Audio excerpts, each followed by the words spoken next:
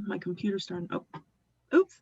So we're recording, and I don't edit these at these time. Claudia, please tell us who you are and some of what you do. Okay, well, my name is Claudia Woodman, also known as Claudzilla or Gothsta. Um, I answer to Claude, to Dr. Claw. Call me what you like, unless it's insulting. I'll probably think it's okay. Um, I didn't mean to end up being a musician too, like my parents, but I do play music. I play piano, I play guitar, I play melodica, and when we're not living under weird plague rules, I book a lot of shows, predominantly independent underground music, particularly voices that I feel are not getting the due that they deserve, especially like due to being from marginalized communities or to being avant-garde and not reflecting mainstream values of money and making the kind of music that would be in a car commercial. I also do a lot of political stuff. I'm pretty active that way. So that's pretty much me in a nutshell, I think. Yeah, and you've been Denver's home, right? Is Denver home? Has it always been? My dad actually grew up in Denver. And then my parents were beatniks. They met in the music program at CU Boulder in the 60s. And they decided they needed to get away from their families and move to Wyoming and be musicians up there, and actually raised 3 kids doing that. So although the music they made wasn't necessarily always very weird, it's kind of an unusual line of work. And I definitely had a very skewed, bizarre perspective of the world growing up. Um, the other people there, like in Wyoming, I mean, most of them, like, they didn't have anything to talk to me about. I didn't have anything to talk to them about. I read books and I studied really hard so I could escape. Yeah, I ended up back here to be closer to my parents like 13 years ago. To spend time with them when they were still alive, and kind of sunk down roots here. I think I'm probably gonna stay here. I know a lot of people are splitting right now because of COVID and things are rough and moving on to better opportunities. But I mean, pretty much everything I have is here and most of it's me. So why Yeah, move it? right. And that's something I feel like I haven't talked with people a lot, and I want to. I feel like I've been in Denver almost 20 years now. 2001 is when I moved here. 19 years, and somehow I keep befriending all the like OG Denver folks like, who are like connected with like, who actually have not only time here and like a whole history, but like also kind of a lineage too. I don't I don't know why that happened. I don't know. It's because there's like I've always been transient before I moved here. Not transient necessarily, but like more prone to move. And so like I never spent much time in any place.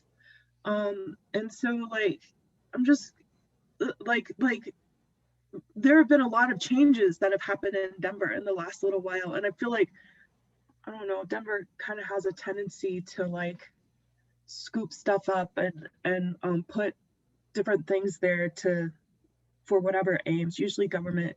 Um, and I am curious about like, for those of us who stay, I think I can include myself in that, even though I don't have like the lineage. Like, is it like what are some of those things that bring you to that decision? Well, I actually took a very, very long time to get my master's degrees done, and I was living in Las Vegas, Nevada the entire time. And sometimes I was like doing work in my field when I was there. Sometimes I was substitute teaching. But one thing about Las Vegas, Nevada is you'd think there'd be a lot of art and culture. No, it was a Mm. wasteland pretty much. Like, there was like one place to see bands. Most of the time I was living there. Now there are like a couple, that's great. But the Double Down Saloon, which is sort of like bar, except maybe not as smelly and has a wider collection of drinks and slightly better decor. I mean, that was the place, and it was right by the gay bars. And so that was where culture was in Vegas, like my kind of culture. Everything else, like the strip and all that, not my bag. I mean, Yeah. that stuff is okay, I guess, but it's not really, it doesn't speak to me.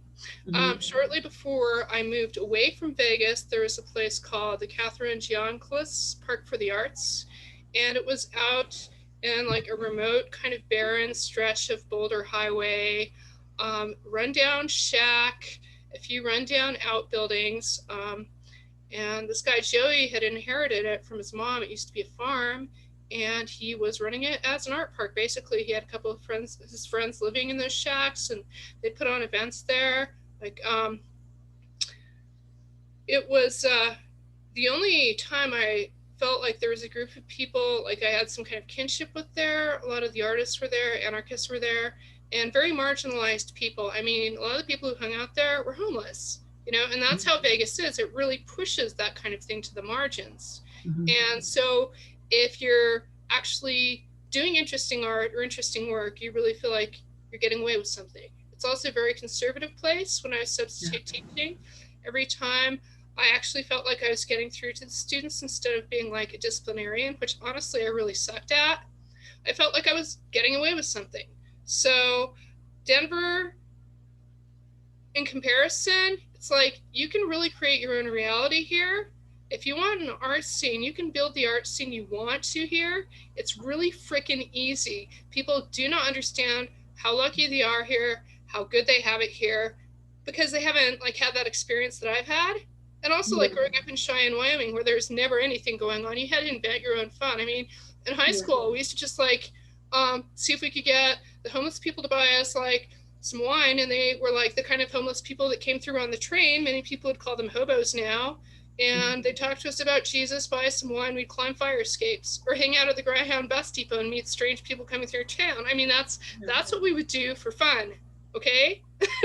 That's what smart college track kids were doing in Wyoming for fun because they were bored out of their minds. And I would like come down to Denver and hang out at Muddy's Java Cafe at that point too. So it's Yeah. like, but you know, that was like a special treat, and that was like once every few months I got to do stuff like that. It was not a normal thing, and I did not take Yeah. it for granted. When I got to, it was special.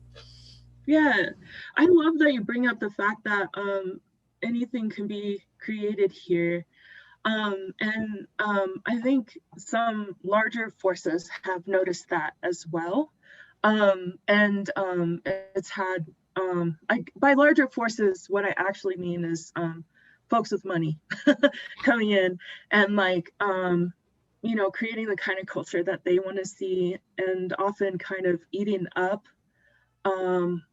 that's there. And like, I don't know, like, I hope I'm wrong, but sometimes I get the feeling that Denver is a place that doesn't, you know, if it was like New York or DC, this kind of thing is way more difficult to happen because cities have an identity, like, you know, made up of all these very strong communities that that have been there longstanding for a very long time.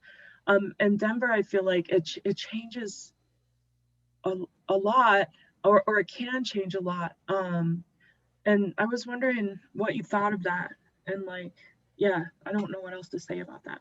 I think that's definitely true. I think like some of those entrenched art communities in other cities, there are good things and bad things. The good things are that I guess like art is respected there and people take it seriously. The bad thing is it can be really unwelcoming for new Yeah. people. And even Yeah. Denver, there are people that have been doing arts related things in Denver that really try to function as gatekeepers, and it's just ridiculous because Mm. we don't have that long tradition here of being an art community, Yeah. and that's nice. Like certain people just think that they went off to grad school somewhere else and came back and now they should run the art scene here. I'm not going to name names, but and decide who gets to play and who doesn't get to play. And it's like, no, like, no, it's not okay to be like that. And that's not a healthy way for a scene to function. And it's Yeah. incredibly provincial to not let outsiders in. And I mean, other cities have that problem. We shouldn't have that problem here. We really shouldn't. I'm not saying like let every abusive jerk into the scene. I personally have some history with that. I'm like, no, if you're stalking me and you're stalking my friend, you don't need to be at the show I put on, so you need to leave. And some people think I'm a terrible human being because of that. That's fine. Not everyone's going to like everything everybody does. If people think I'm terrible for sticking up for other people, that's okay. Or for myself, that's okay. Because if I'm sticking up for myself, I'm indirectly sticking up for other people, because people that are like pushing people around are going to maybe think twice about doing it to the next guy, you know? So I don't really care if people like are upset with me because I'm not. They're kind of welcoming when I see them being gatekeepers towards other people whose talent they feel threatened by. I mean, I've had good friends move here from elsewhere that just feel like they are completely locked out of certain things in Denver by these people. And Yeah. it's absurd. It's like, no, you guys are not good enough to like be gatekeepers, first of all. Because Yeah. if you were, then you wouldn't do that. You wouldn't feel like so threatened by other talented people. As someone who I moved from Boise, Idaho, and I was a little bit part of the scene there at the time, but I was more like fly on the wall because I'm just socially awkward or whatever. And so like I never kind of started my own thing. It was always in collaboration with other people, and I also worked a lot then too. And then I moved here and I was seeking it, and I think I can say I have definitely seen that in different communities. I started out in the music community here, and the folks who were doing it were, you know, they were tight, and I saw that, and it was difficult to get in. But when I think back, there were a few groups, and at the time, because of like, you know, my own insecurities or whatever, I wasn't sure. And they were cultivating their own careers. So there are tons of people I'm thinking of. Like there used to be a women's music group that met, I think monthly or twice. I can't remember, but it was a bunch of folks, like a bunch of names that are still going in Denver. And the idea was to try to build that community. And I think it was very difficult because a lot of them were, you know, they're very serious about their work, and they were building that. And so it's hard to get in that way because I wasn't established. Like I was trying to figure stuff out. But I feel like that was one of the earlier gateways in. And then I've had some luck, but mostly not luck. And then so I see it, like I've definitely had that feeling of just like being circled out again and again from multiple communities. And it was because those communities were so tight and they weren't totally sure about me, because I felt like I had to give some kind of huge payment. I didn't know what it was to be able to be part of those groups. And I never really got my chance to actually be part of the group, but I was always paying the payment. That's what I felt early on. And then I like too that you're talking about like I mean, it's inspiring for me because like it's like, okay, so that happened, and like I've just had this realization, we can't really control who's in our community. And we what we can do is like kind of gain new skills for like how we interact with those folks in the community. And sometimes that's straight up boundaries, like I can't have this person in my space. And sometimes that's like maybe some kind of collaboration that could work with their strengths or something like that. And more importantly, like just create your own fucking thing. Like, and that's the message I feel like I didn't really get until kind of late, until like now, you know? And so it's like really heartening to hear this again. And it's just like, yeah, we can create our own thing. And it does seem like that Denver still kind of has this indie vibe. Like it's like two levels now. Like we got the gentrification vibe, and who's like, there's no culture here. And you know, like making the new coffee shop that's the best coffee shop, but it's been open for 2 weeks and still smells like the freaking paint that they painted the place with. I saw this downtown. I'm like, who decides that? Like, what? That's coffee shop in Denver. What kind of crap is this? And then like of course there are the folks like you a lot of other folks, like numerous folks who have been here a long time, who like carry the stories of Denver. You know, journalists, artists, musicians, folks who have been part of this scene for a long time. And Denver does have culture. And so I feel like I'm talking too much, but I'm like trying to string my thoughts together. It's like sometimes I see, especially pre-COVID, this energy of scattering that culture. So like gentrification's coming in, and it's really sad. Like I'm about to cry because I feel like I finally found this thing, and it gets scattered, and it's harder to keep track of, and it's harder for folks to try. Like it does so many things, this energy of just like swooping in and assuming that that's Denver when it's even temporary. Yeah. Yeah. Yeah, that's resonating with me like a lot. I just felt like before COVID, things were getting really, really hard. Like finding venues willing to book shows like mine was really, really hard. Everyone's like struggling. And like venue owners are like, bring in somebody that can pull in a lot of money. I'm like, well, you have this habit of not treating musicians very well, so that's probably not going to happen. And it's just getting worse. That's probably not going to happen. I'm not going to name names there either, but you know, like I'm kind of picky about what kind of situation I want people asked to perform to be in. So I have like moved Weird Wednesday from place to place to place to place. And the final place I really liked, Bowman's. Yeah. So, I mean, if I can pick stuff back up there later when it's safe, I'll do that. But yeah, hopefully it doesn't go. A lot of your old venues are like they have to close. yeah, well, some of them closed, and some of them, honestly, it's not a terrible shock because they weren't really being run by people who kind of, I guess, shared my values in terms of people being more important than certain things. And it is what it is. I mean, it's going to be interesting to see what makes it through this time. I'm hoping that things that we care about and value are going to be all right, because they were, seriously, it felt like crunch time before COVID happened. It felt like a lot of people were really struggling. A lot of people like that I deeply care about had already left Denver because it was really, really hard. I mean, I was up until like last year working multiple jobs just to pay my rent. And then I got like laid off from my job of 11 years. Surprise layoff. I wasn't expecting it. Right. Right before the holidays on 12/12, I was pulled in for a meeting. At 12/12, I was told the news. And I was like, well, this is interesting. Managed to land on my feet. Had to get some distance from some people that were not, as it turned out, good for me in the meantime. And that's continued through COVID, because COVID's terrible, but people are really being themselves right now, and that can be useful information. I'll just say that. But yeah, but landed on my feet, started a new job, and I'm making more money. But like some of the promo stuff I was doing, that's not an income source anymore because like there are no shows, obviously. So I don't know. I'm doing okay, fortunately.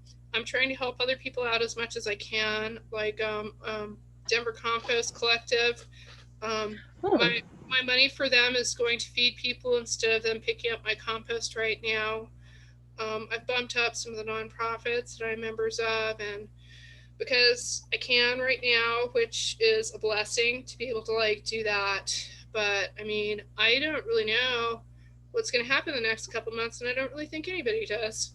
I think the next months, like everyone's like, some people are thinking, all right, well, Biden won the election, everything's fine. I think you have to be pretty privileged to be thinking like that right now. And I do know some people who are pretty privileged who are thinking like that right now. I'm not one of them. Right. Yeah, because you have your feet on the ground like all the time. Like before we started recording, we were talking about like activisms, and most people who like work in activism are working in one string like one level. And you listed anti-racism movements, labor movements, environmental, electoral politics, and then of course in the art scene as well. And that's a lot of ways to split. And I think it's really wonderful too, because it's like, you know, technically we need to be hitting it at all levels to make things right. And yeah, I'm really feeling too like the election results. I still feel like I'm gripping my desk, like waiting for the next, freaking earthquake or whatever is happening.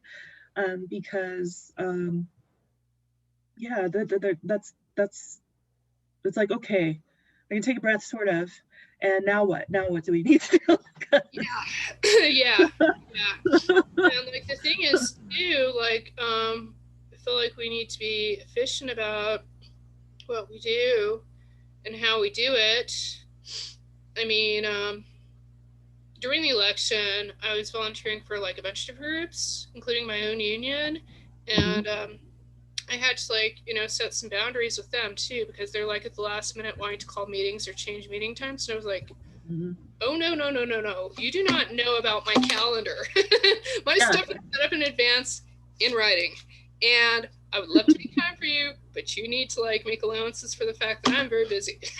Yeah, some of us are still very busy during this time, and I've noticed that too, like with some groups and stuff. They're just like, shifting things around in a way where it makes it kind of impossible for me to keep track of it, because some of us are still teaching and some of us are doing other things, and also trying to maintain healthy headspace as much as possible. And I underestimated significantly that part of it.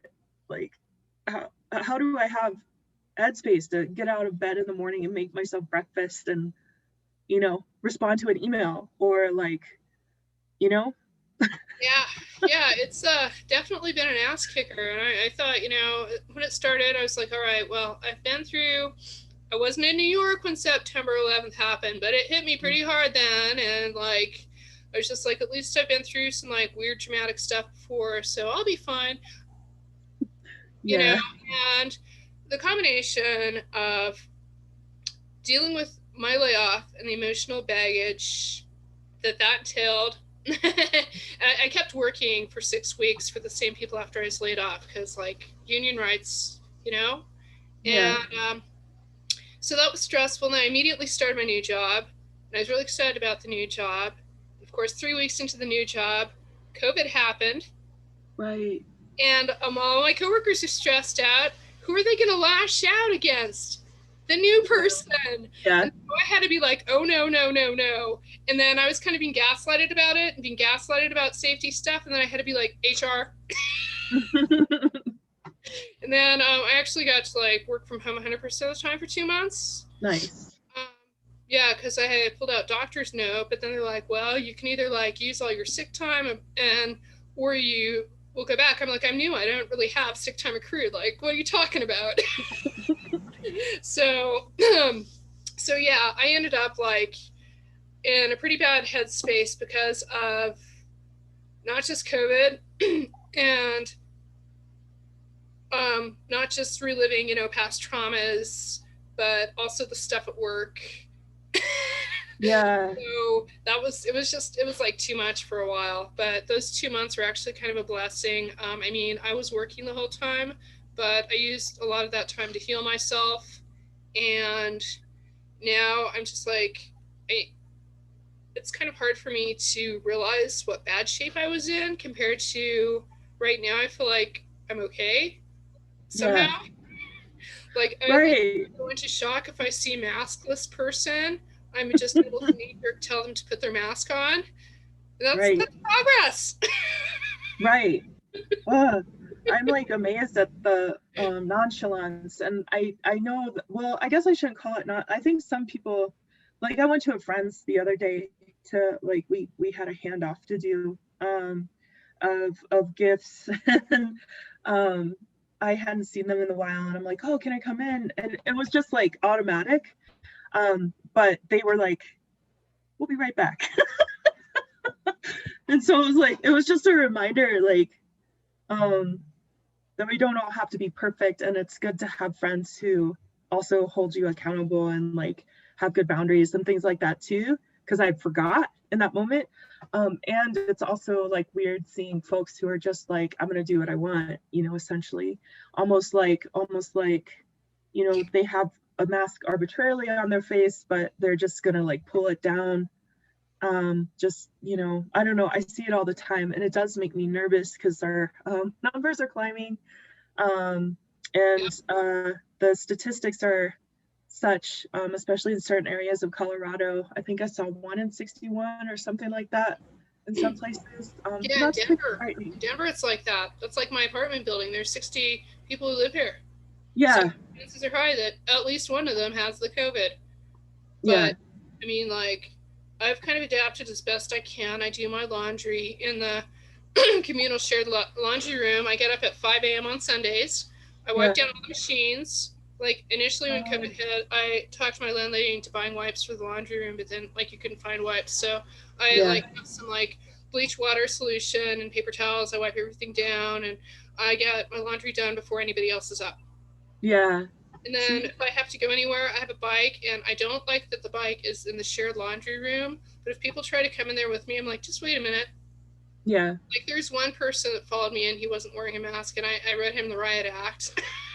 But at least people are learning, and they're getting better about it. And even though I'm having very limited interactions with people, I've noticed just about everybody in my building is now wearing masks in the hallway, which is good because it's inside. And I mean, honestly, like I had to tell somebody Monday morning when I was on my way to work, like I saw her in the hall, she was wearing her mask. I was like, you should really put your mask on the hall, okay? And she ran back and got it, you know? So I was like, sometimes you forget, I hate to be such a bitch, but she actually didn't interpret that as me being a bitch, you know? And she was like, have a good day. Like, she was like trying extra hard to be polite when she saw me on the way out, and it's like, all right, I'll like be extra nice too. We can both be nice. Hey, we can be nice. We don't have to be all like rah rah rah all the time. It's like, you know, part of the shock of grief is like the rage, and I feel like a lot of people got stuck there. A lot of people are still stuck in denial. Yeah. That's why it's so hard. I mean, once like they get to the point of acceptance, that'll be great, but not everybody's there yet, even though this has been going on forever, for months. Yeah, I really appreciate that insight. Thank you for that, because that helps.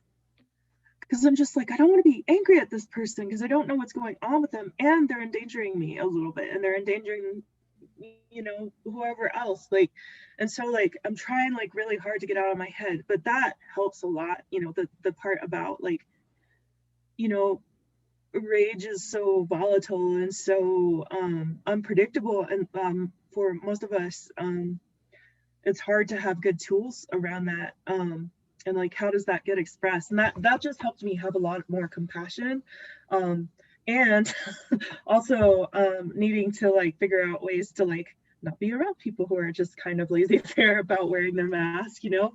And just like, you know, it's kind of like that abusive family member where you love the heck out of them and stuff, and it's really dangerous for you to be around them for whatever reason, so you have to create some kind of boundary. So that actually helped a lot. Because there's sometimes I'm just like, what are you doing? Totally. And I found myself losing patience with people, and they'll say something and then they'll just totally redeem themselves, and I'm just like, all right, well, I'm glad I said something. Maybe I didn't need to have the emotional reaction that went with that, because that actually tore me up too. Being upset is not good for me. It's like, I know this. Some things, like, I try not to hide from my feelings. I try to talk to them. But if I'm getting upset when it really wasn't necessary, I'm like, well, that probably wasn't good for me. That wasn't good for my physical or mental health. Like, and maybe I can just like skip that step next time and just go to action. What are some, I mean, that sounds like a practice in itself. And are there some other tools that you're willing to share that help you? Like, it looks like you're looking at those feelings and stuff and being really honest with that. And then what are like next steps?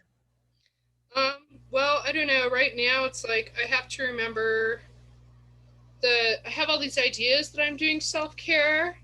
Like, I'll do yoga a couple times a week, you know, I'll lift weights and stuff like that. But if I'm not doing the mental work and actually doing the stuff to make myself feel safe, comfortable, and taken care of, I'm not really there yet. Like I have to Yeah. do a lot of the physical stuff just to keep myself healthy.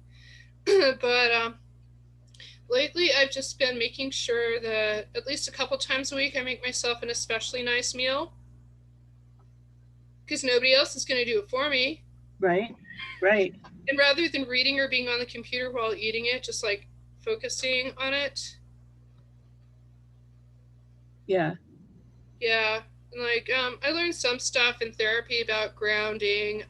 Just like if you're in the middle of feeling a really strong emotion, um, do something that's physically intense, like eat something that has a strong taste or touch something that's very cold to just kind of bring yourself back.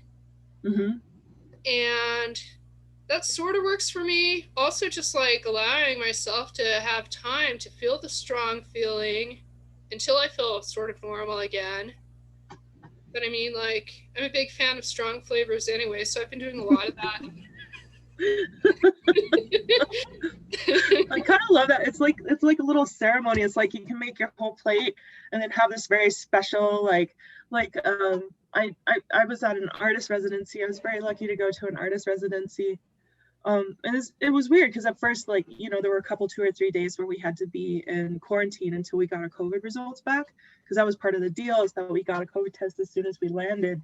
And there was one night that the chef kind of slipped in the 1,100-year-old eggs or whatever, the eggs that are a little fermented or something like that. Or they're I've never, oh I've never tried those, but I didn't I was going to, but I didn't either because I got scared. I was like, I don't know, I'm gonna skip it, because it also has a, you know, a little bit of a smell, and like it's her favorite thing. And so I can see that, like, having this meal and this, like, your favorite thing or this very strong flavor, just to be like, oh, I'm alive. Because especially since, like, a lot of American food is pretty not strong flavor.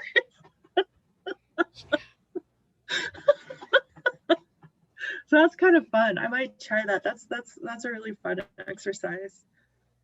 I bought a big thing of I kept getting hooked up with these savory spice shop deals, like Yes. for a long time. So here's like a coupon for X amount off of whatever, or you're buying this much, so here's another coupon for whatever. And so somehow I like doubled up on coupons enough to get a lot of truffle salt for absurdly cheap. Truffle salt is like absurdly expensive. So sometimes I'll just lick it off my hand. Sometimes I'll put on like some kippers because I like kippers. Not everybody likes kippers, but I love them. I love them. Or I'll put them on some mashed potatoes. I'll put that salt on some mashed potatoes. Yeah, anything that kind of has like a little bit of oil in it just kind of makes the flavor of the truffle really come out. Nice. Yeah, that sounds actually really good. My stomach started like, oh, that sounds like a really good idea. I might have to mail you some. I mean, I honestly have an absurd quantity of this stuff. It's ridiculous.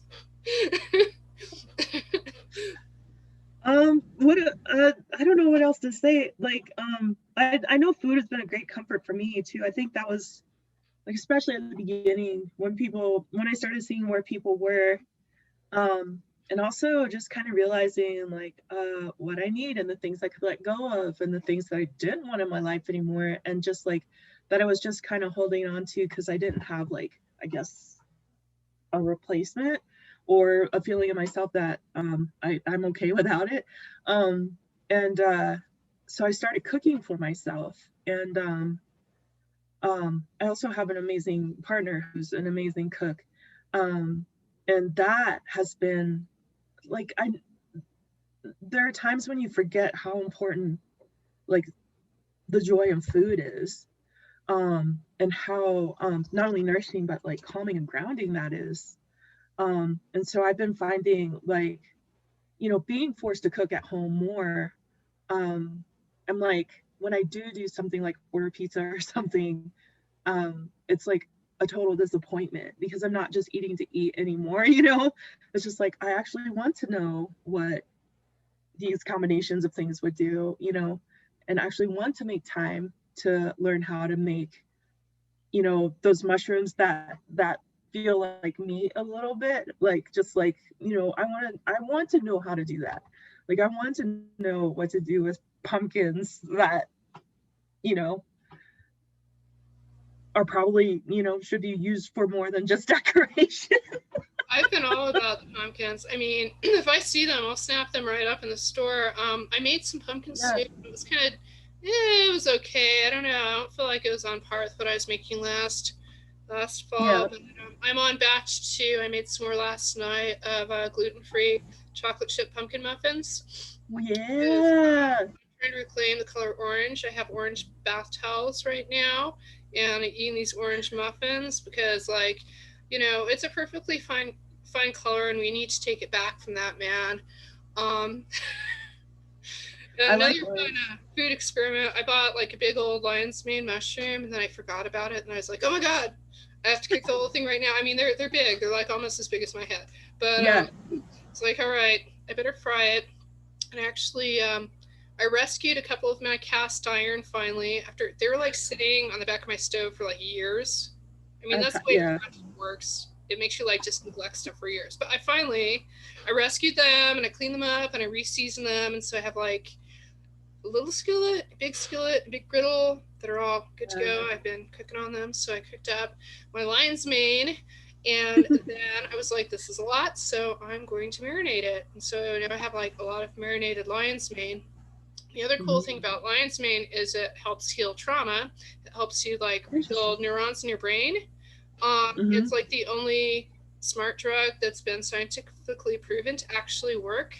So, I mean, I take the capsules. I've been taking those for years to just help me like power through some stuff and let, you know, there's some traumas I was going through with my last job, and I didn't want to become damaged by them because, you know, if you're being like treated poorly at work, it can affect your memory, it can affect all kinds of things. And I was just like, no, I got to take care of this. I got to take care of this brain of mine because it's how I make a living. Right. There's more treasures in store for me. So, but yeah, the lion's mane, like since COVID started, when I see those at the store, I scoop them up and I'll either make like a stir fry or whatever. But they're pretty good marinated. I recommend it. I Okay. like them better marinated actually than I do like cooked. They don't have bad cooked, but they have kind of a funky, bitter taste to them. Okay. Yeah, I've been definitely like digging on mushrooms a lot lately. There was like I think there was like a you know, one of those Saturday or Sunday like kind of street vendor farmers markets. One of those farmers markets close to where I live. And I just happened upon it one day. I was walking with friends, and there's a place that just sold all kinds of mushrooms. And I had never seen all of these different kinds of mushrooms. So I kind of went haywire and like just bought like a ridiculous amount of mushrooms. And I brought them to my partner. I'm like, here. And she's kind of like, mushrooms, awesome. Like she was excited, but there were so many mushrooms. And like, I don't know. It was fun though, because we got to try all these different, like I can't even, the only ones I remember really are the lobster mushrooms because we also found those in the woods in Washington, and those little spindly ones. I can't remember their names, but they're very tasty. Anyway, so many mushrooms, so many different kinds of mushrooms. It was a bouquet of mushrooms. I don't know what they do or what. I just like know they were beautiful and I wanted to eat them. Even when I was in the woods, I was just like, that's probably a poisonous mushroom and it looks so delicious. So I have to like keep walking because I'm not, you know, I'm not an expert on these things. Somebody is, but not me. So I let them do the work of that.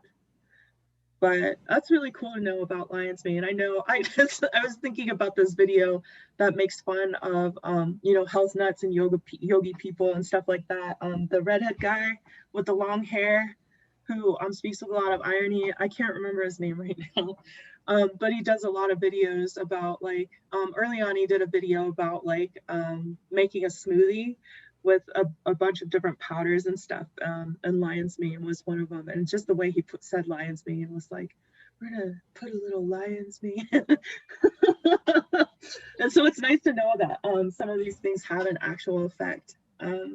you Yeah. know, like per science. I mean, a lot of things have an actual effect. It's just that just hasn't necessarily been proven by science yet because no one took the time to do the study.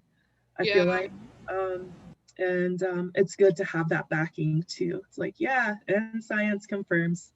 I So agree. it's I take a lot of stuff, but like it's all, I've read the studies too. yeah, Bless her heart, didn't really have any scientific training, and she hmm ended up falling for a lot of snake oil. But yeah, she also knew her stuff about some other stuff too, so it's kind of like a mixed bag, really. But like, you don't need to be taking colloidal silver. Don't do that. Give me 10 heart attacks. Stop that, mother. advertising does weird stuff to like, because like in the past, like you would consult with an herbalist, you would consult with folks who actually knew what things did, and have some kind of lineage and knowledge with it, and experience with it. And now you can just go to the store and there are racks and racks of all kinds of things. Some of them are, honest about what they are, and some of them aren't. And we don't consult. The thing we consult is Google. Yeah. And there are things that we can't possibly know, like if we don't. I mean, I've had to have this conversation with myself. It's like you need to go to the doctor and see what they see, know what they see, and then go from there and consult the experts. Like there are people who work in herbs and all the things, and like consult with those people and like kind of know what kind of training they have too. Because some people, you can get just like a quick certification and be called an herbalist. And there are people who actually that's their life's work and have spent a lot of time and energy like really getting to know these things so that they can actually help, and not just do the snake oil. So I think what I'm trying to say, sorry, this is what my brain does. What I'm trying to say is like there's a lot of fucking snake oil, and there's also a lot of legit stuff, but it's almost like it works as snake oil because we're kind of being duped into the fact that we need all of these things, that you know maybe we don't, like, and it takes that consultation to like, you know and folks being responsible to actually know like, oh yeah, this is something that's actually useful for my body, because there isn't one, panacea. Yeah. Yeah, there isn't one like one size fits all for everybody type thing for sure.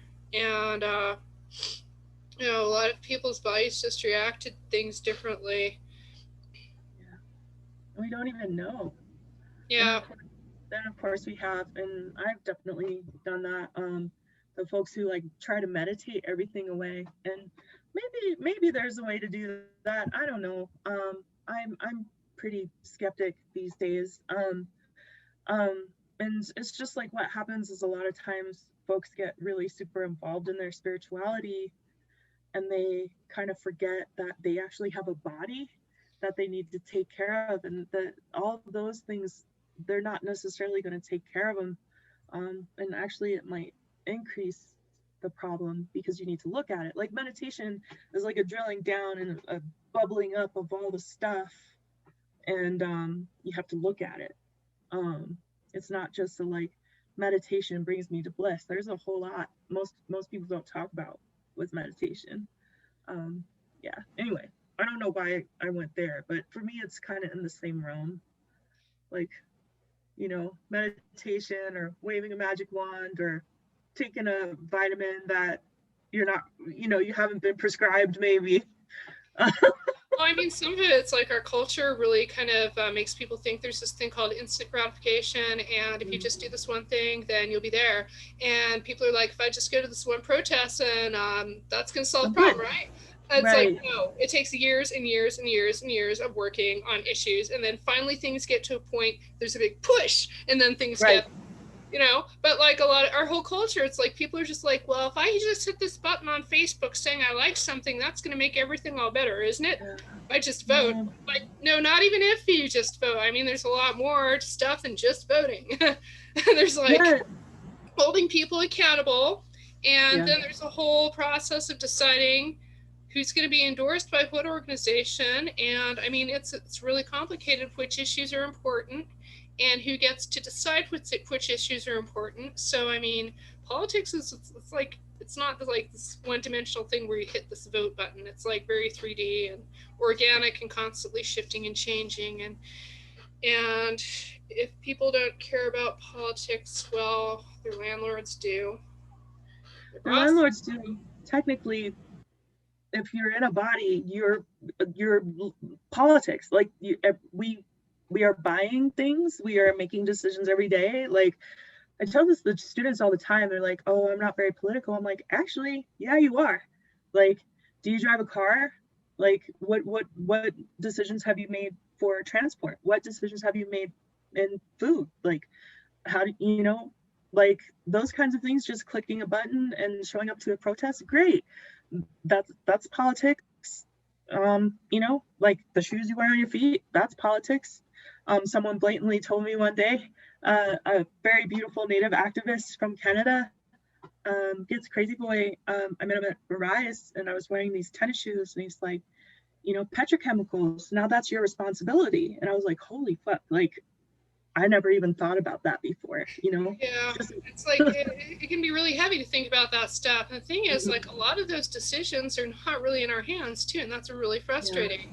I mean, sometimes they are and sometimes they're not. But when I was substitute teaching, like, my favorite experience was a middle school class at this school over by the Boulevard Mall in Las Vegas, Nevada, that was like heavily attended by children of refugees, because like a lot of people don't know, but Vegas is a major refugee relocation center, and I had like kids from all over the world, and I was teaching ancient history.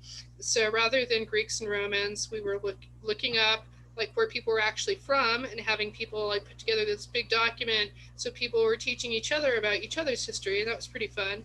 But that's cool. I had a really good mentor, and he was my former high school history teacher, Sidney Spiegel, who started the Wyoming Labor Party. And so if I got like stuck, it's like I knew teachers, so they always had good ideas and I'd put them in practice, and I was like, whoa, it's like magic. So that's pretty awesome. But another assignment I had was, you know, having kids look up an item of clothing they had, like learn more about the country where it was manufactured. Yeah. No judgment, just learn about it. Not saying it's good or bad, just to learn about it, you know?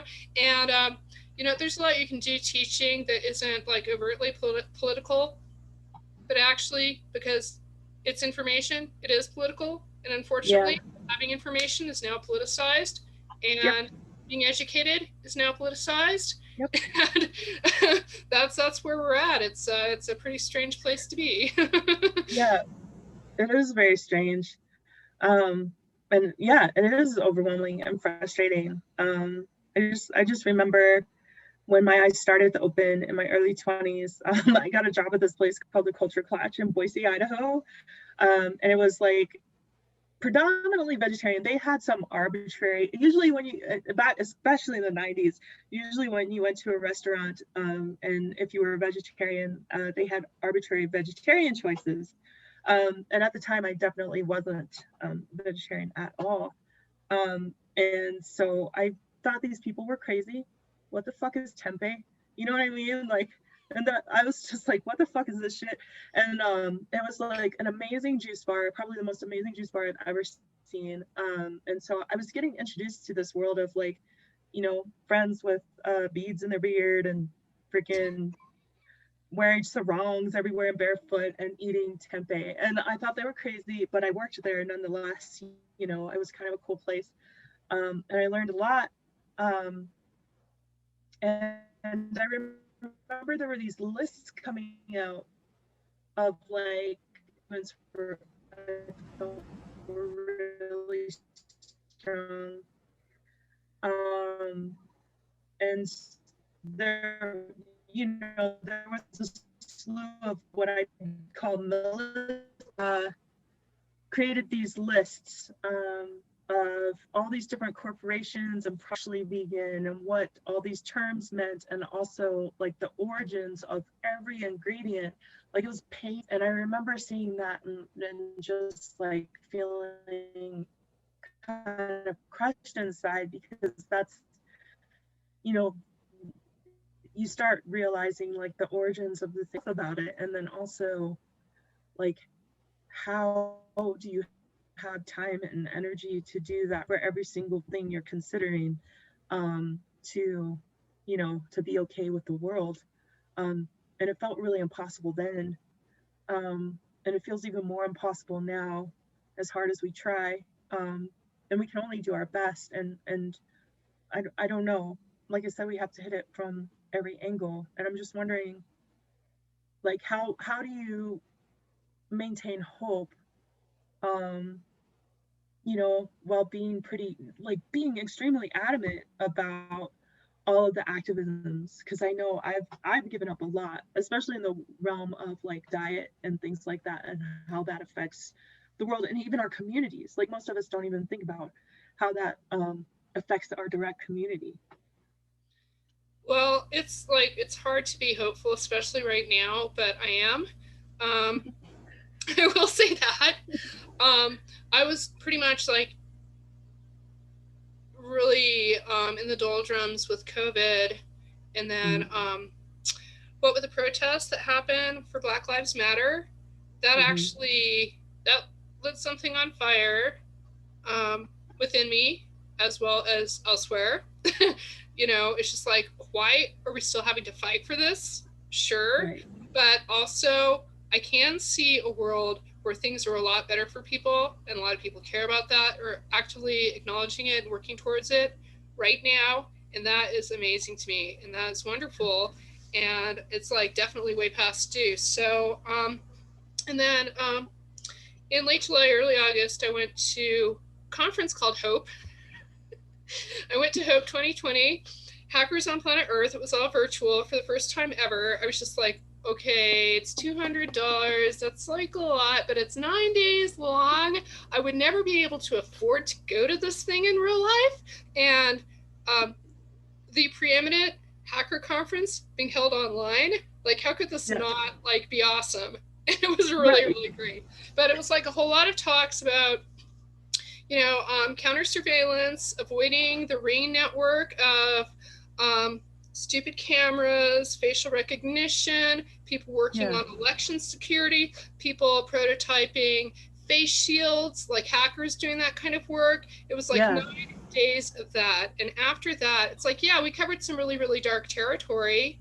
But yeah, just knowing there's this community of people that are working on these issues, that have the skills and knowledge and community to actually make some headway on all kinds of these issues. I mean, it's inspiring, to be honest. And I think sometimes like I find myself like really stuck in my head and in a dark place, and I need to remember there's a world out there, and I can see different parts of the world. I mean, we're lucky we have computers. We can like go cruise through and see what's out there from the comfort of our living rooms. We're not just like beholden by what our TV is going to show us.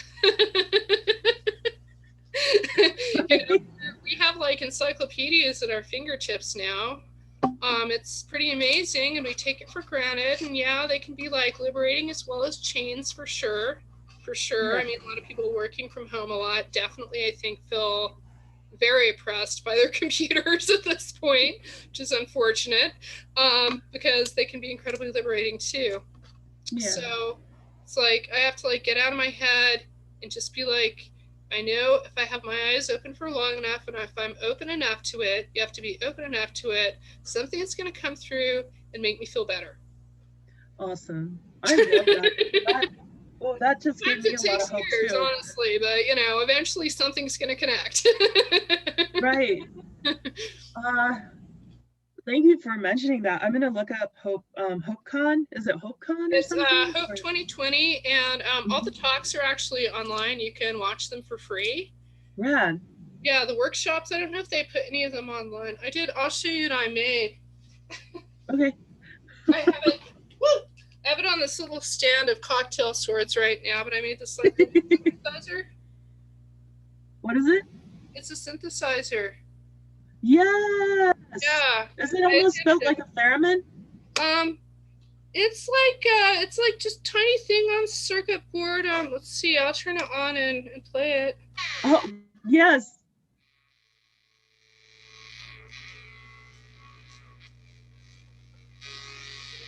I'll try to hold it so you can see what I'm doing. Yeah, I haven't like finalized my cocktail sword stand yet, so it's a little. Oh, wow.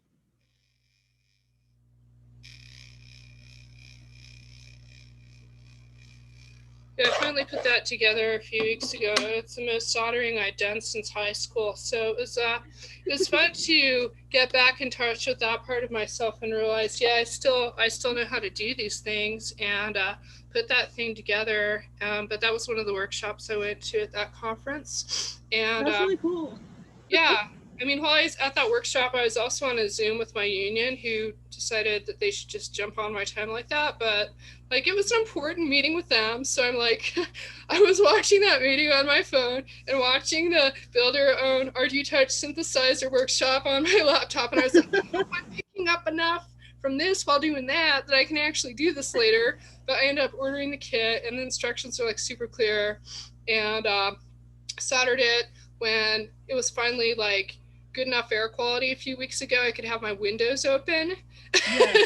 Like the combination of okay enough temperature and good enough air quality. Although I kind of pushed it. It was like the day I started it, it was super windy, kind of like today. So Yeah. I'm like sitting in here trying to remember how to solder properly and well with the wind like just like going nuts, and like I got the ceiling fan on because I'm like using the lead based solder, and I was just like, I don't really know if this is gonna work out too well. And then my friend Babushka calls me halfway through and she wants to talk about politics, and I'm like, no, this is one of my few days off before the election. I was like, can't talk, I'm soldering. I feel like that should be like a t-shirt for something. Can't talk, I'm soldering. Yeah, And maybe. I Yeah. think more people need to learn how to solder. I think this is a good lesson. Oh, I can Um, send you like he has like a little the guy who taught that workshop. He's the same guy that invented the TV Begon, like the little uh-huh. remote control you can just turn off TVs anywhere. He's very funny. He's a very funny presenter. Like I was just absolutely enamored of his presentation style enough to buy his synthesizer kit. But he has a how to solder book, and it gives you all the basics. It's like a little book. Ah, I'll send it to you. I want to do everything.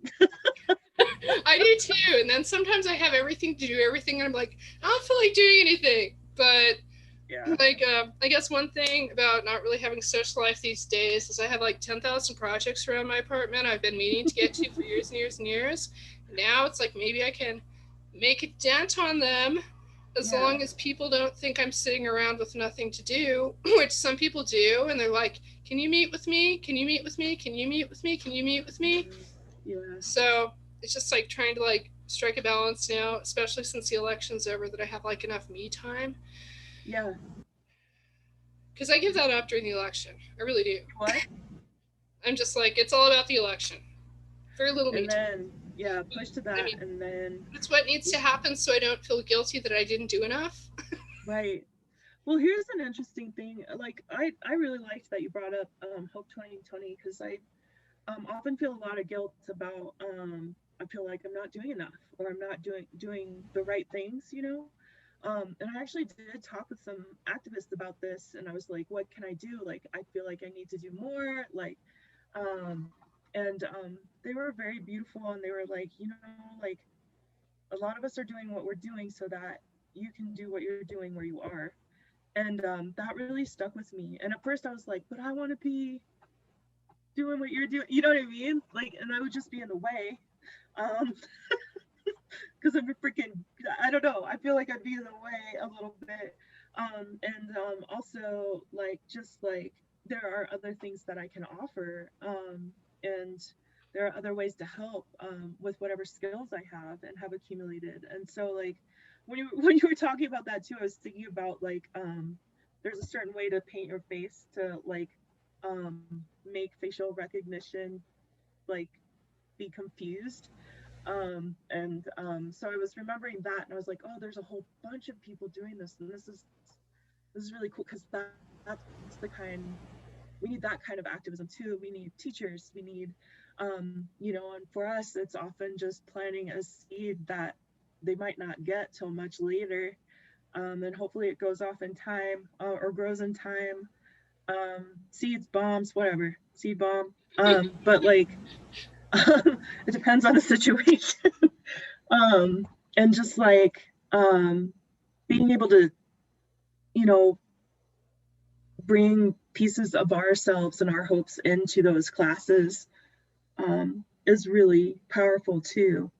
I know for me, sometimes it's been very hard. Like, I feel envious that you got to work with such a diverse group of folks, For me, it's often no, a lot less diverse. And sometimes that's really grueling in a certain way. It's like your professor is experiencing many cognitive dissonances today. Because I'm learning how to teach to, to folks who don't understand my perspective and are probably resistant to it. That's a fun game.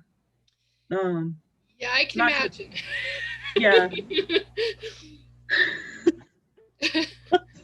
It's a real fun game.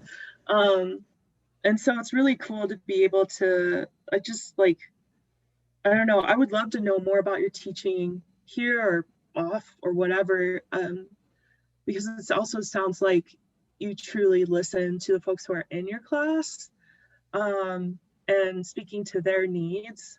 And that's a skill I've been trying to work on. And then obviously I have my own agendas too. Oh yeah, I mean, like, you don't go to teaching without an agenda. otherwise you're just like insane, because it's a very, very hard job. But yeah, I haven't I kind of burned out subbing, actually, because I love the students. Most of their parents are all right, but the administrators, oh my god. And like, I had good and bad experiences. I had good and bad classes, and then I was actually put in danger a few times, so it was like completely unnecessary, and I don't know. I just ended up kind of like really burning out on it. But for me, I was just trying out subbing to see if I might end up wanting to go into teaching. Gotcha. My dad was actually a music teacher in the public schools. But he was kind of forced into early retirement because of administrators being like not always the nicest people.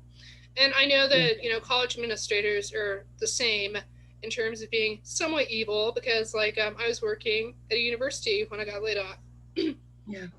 So I'm pretty familiar with the bizarre politics of higher ed. That's why I had a staff position, never really went the professor route. Even in grad school, I had like a research assistant position, but then I was just going to like do private sector work, to like archaeology.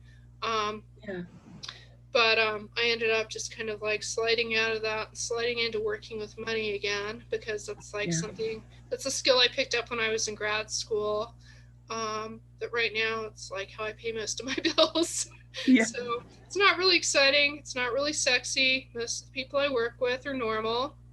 They're like people that own houses in the suburbs. They have dogs, they have children. They're all very nice. I'm definitely the odd duck, and that's okay. I mean, they'll probably keep me around because I work really hard, and I try to ask questions if I don't know what I'm doing. But either way, I mean, it is what it is. And people like me don't generally end up in jobs like that, and I know that. Right. And that's, I feel like I get that. And like, my question would be like, how do you compartmentalize, and how? Because I feel like I've been in a lot of jobs where like, it's the normal's job, because I don't want to be broke. And there's some things that I want to do.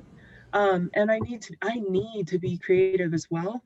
And the dream is to be that creative person and to have all your needs met and some extra, right? Like, I think a lot of us are just like, we don't have any disillusions. But it's really beautiful when we can have the flexibility we need to have, our creativity too. And then like, I don't know, do you feel biparted? Like how does that work? Not really. I mean, it used to be like my identity, my job was very much a huge part of my identity. Mm-hmm. And then I realized not all bosses are good. And then I realized Mm-hmm. that's one way that they abuse you. Mm-hmm. And if your job is a huge part of your identity, they can really hurt you. Mm-hmm. And so, I just kind of got to the point that, like, my identity, my job might be part of it, but it's a lot more than that. And I'm the person who gets to decide who I am, not them, not Yeah. simply because they're paying me to do a job. And I work hard and I do my best, but that is like, it's not the only thing I can do, I guess. And it's Mm-hmm. like I need to do the creative stuff or I wouldn't be doing it. Like I don't really feel like it's a choice. Right. Um, like I think it was last maybe November, December, I wrote a couple songs because it was time. They needed to come out. I'd planned Yeah. on writing a song for my friend Arlo White anyway for his birthday because it's like, what Cool. the heck do you give Arlo for his birthday? I was like, I don't know what to give Arlo for his birthday. I'll just write him a song. So I wrote a song, and then I wrote another song for one of my college friends that like we used to be in a terrible band together, and then I finally recorded them and put them together on the CD in July, and I did like the cover art for it. This is the fancy glittery version. Only Nice. other people have the glittery version, like Arlo does and Jean does, my friend. So I only made Mm-hmm. the glittery. I made some copper leaf versions, like 5 of those, to sell at Wax Trax. But Wax Trax doesn't have their consignment stuff figured out every time I go in there yet, so they're not for sale at Wax Trax. I have like sent a couple out to people as gifts. I only Yeah. make money, but it's just 2 songs. Yeah. But it's like this actually it made me feel a lot better about everything to get this done. And then I realized it has pretty much what I need to make myself feel sort of okay if I get like Yeah. freaked out about the political situation about COVID. And if that's not enough, I also have I got these gloves, and it's like having somebody hold my hand, except it's a glove. They're silk Oh. and they're like knit, so it's like you could like punch somebody and really hurt them probably, but they're like historical reproductions, and I knew I needed to have them. Where And did you find these amazing gloves? somebody's selling them on the internet. I was looking into the glove called the writer's glove, which are like silk gloves that people who are writers wear to keep their fingers warm, but they're all sold out. They had supply chain issues. Yeah. So I found these are like on Etsy or something, and I can actually type on the computer while wearing these. It's like pretty cool. They keep my hand Yeah. Or warm. They make me feel like somebody's holding my hand. It's like it's good. I love that. Oh my gosh. I know for me, I love that because for a long time I didn't have that. And I realized I tend to I thought I was more like a hedgehog who likes to be left the fuck alone.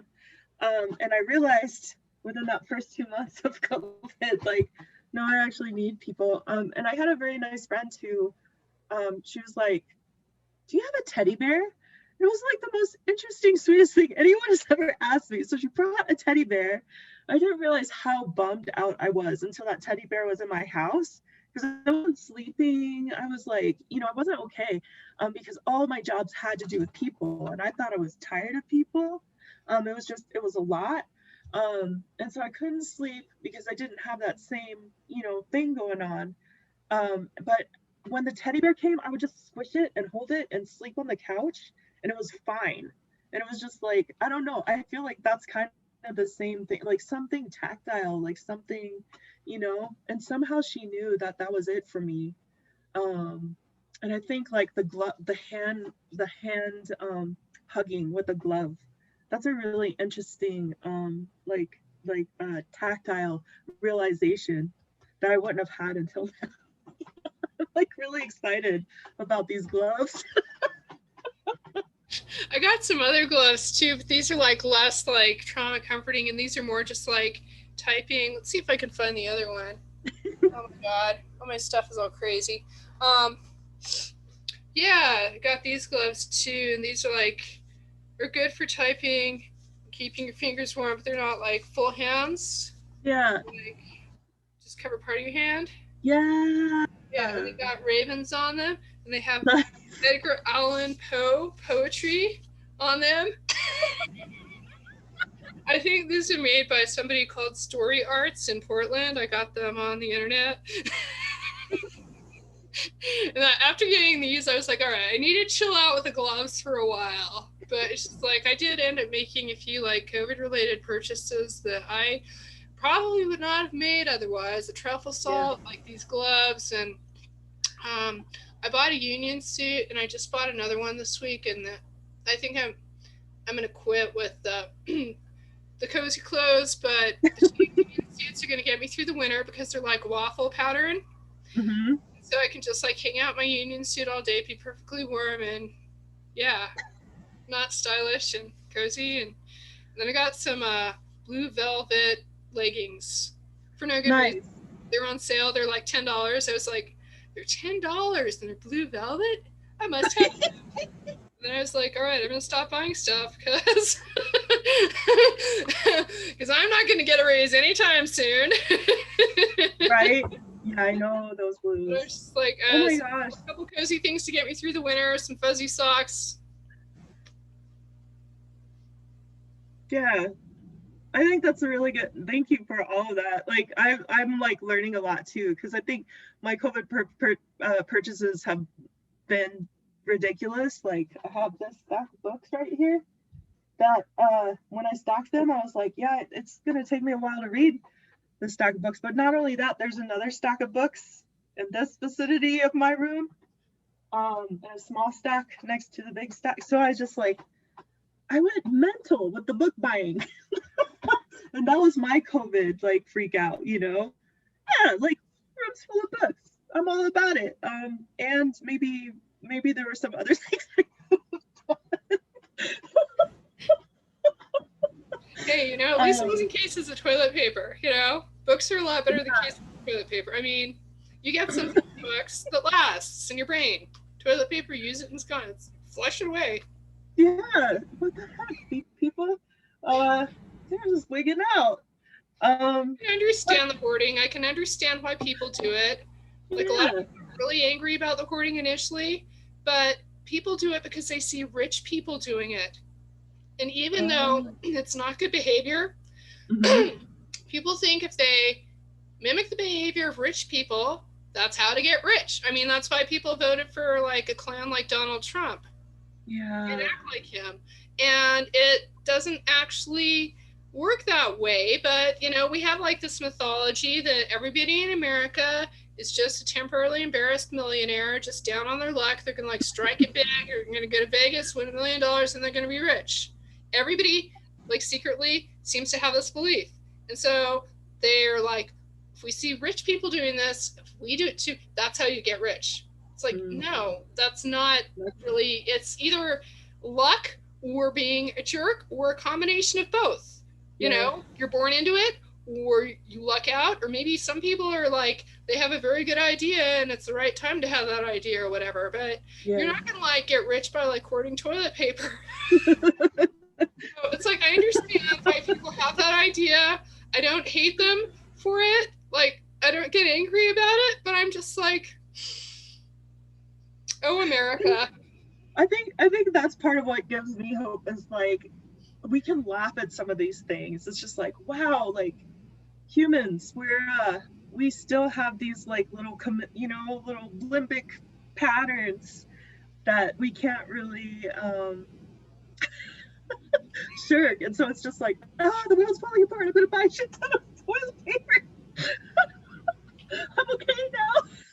Yeah, keep hoarding that toilet paper. You'll be Donald Trump. You'll be able to throw paper towels at people soon.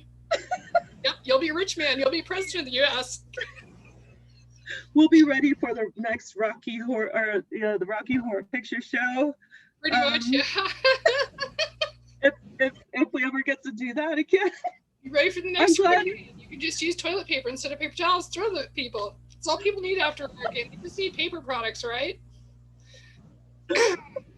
Yeah, that might have been Flash Gordon. Was that Flash Gordon with the toilet paper? I can't remember. Anyway. Oh no. I don't know. I'll have to look that up now. I did like this Flash Gordon promo thing in Cheyenne, Wyoming. a couple weeks ago, like the town where I grew up. I'm like, I cannot believe that there's some kind of Flash Gordon festival in the town where I grew up. My friend is like having Wait, a what? whatever. There's the Flash Gordon Festival? That actually sounds kind of neat. Well, it was a couple weeks ago in Cheyenne. It was like for his for the anniversary of Flash Gordon or something. I mean, Yeah. Arlo White could tell you all about it, or you could like look it up on his Facebook. He's got photos and stuff. I told a couple of my friends in Cheyenne that I'm still in touch with about it. I don't know if they made it because COVID is kind of ramping up there too. Yeah. But one of my friends that I pretty much grew up with, he's one of the strangest people that I've ever known. And you know, I've known some interesting people, right? But he for the second time, he got elected to city council there in the last election. So that's pretty cool. He does a lot of charity stuff, but I was like, Richard, do that. I don't know if he did, but he does a lot of good stuff for that town. I'm glad. Like, that town needs somebody doing good stuff for it. I grew up there, I'll tell you. Well, I should probably close this up, but before we do, I really want to know, like, how can folks find the stuff you're doing, and how can they help support that? Well, I have Claudzilla page on Facebook along with my Gothsta page on Facebook. That's Gothsta. It was named after black pasta. My friend Neil called it Gothsta, and I was like, I'm gonna call a band that, and then I started bands, so it was all kind of backwards how that happened. But I have a YouTube page that I compulsively sometimes put strange little videos on. I started after COVID. It's Claudia Woodman on YouTube, and it's a public page. Anybody can look at that and like watch my videos and be like, this is really terrible, or this is sort of funny, or whatever. I did put the last anti-fascist variety show I put together, I put up there. It was like pretty minimalist variety show, but it was fun. I'll probably do something more involved in the future. And I guess like if people want to support what I'm doing, the best thing they can do is support each other. Support groups in the community that are doing things that you believe in, whether it's like composting, feeding the hungry, holding politicians accountable. You know, I would just say plug in. If you're plugging in, you're indirectly supporting me by supporting each other, and that's great. I might do like another fundraiser as part of like a video in the future for like a nonprofit, but I don't know. Find what's important to you. Everybody, like, fight like hell for it, because it's time. I hate to sound like stark about stuff and grim, but it's time to buckle down and have fun while doing it. Find a way to make it fun, because we need to get a lot done. Thank you so much. I'm going to go ahead and close this up. Thank you. It's been a pleasure.